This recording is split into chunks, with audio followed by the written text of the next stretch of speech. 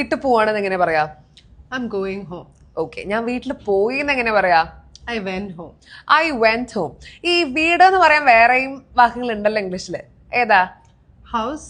House എന്ന് പറയാല്ലേ. അപ്പൊ house വെച്ചിട്ട് ഇതേ സെന്റൻസ് ഞാൻ വീട്ടിൽ പോയി എന്ന് എങ്ങനെ പറയാ? I went to house. I went to house. തെറ്റാണ്. അപ്പൊ ഇത് നമ്മളെല്ലാവരും കോമൺലി വരുന്നൊരു മിസ്റ്റേക്കാ. മലയാളത്തിലെ വീട് എന്ന് പറഞ്ഞാൽ വേറെ അർത്ഥമൊന്നുമില്ല, വീട് തന്നെയാണ്. പക്ഷെ ഇംഗ്ലീഷിൽ ഹോമിനും ഹൗസിനും ഡിഫറെന്റ് മീനിങ്സ് ആണ്. അപ്പൊ ഞാൻ വീട്ടിൽ പോവാണ് അല്ലെങ്കിൽ ഞാൻ എൻ്റെ വീട്ടിൽ പോവാണെന്ന് പറയാൻ we always use I went home. അത് മാത്രം പറഞ്ഞാൽ മതി. ഐ വെന്റ് ഹോം എന്ന് മാത്രം പറഞ്ഞാൽ മതി. പക്ഷെ ഹൗസ് വെച്ചിട്ടാണ് പറയുന്നതെങ്കിൽ we have to say I went to my house. അതെന്തുകൊണ്ടായിരിക്കും? അറിയില്ല.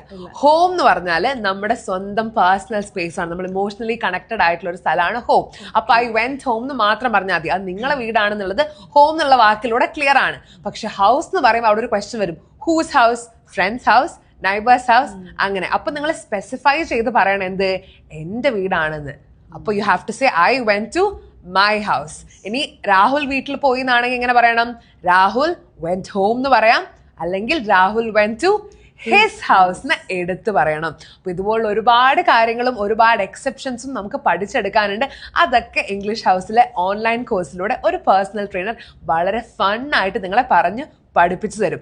മാത്രമല്ല, നിങ്ങൾക്ക് കോഴ്സ് ഇഷ്ടപ്പെട്ടില്ലെങ്കിൽ you have 100% refund policy. So click on the link below and join English house.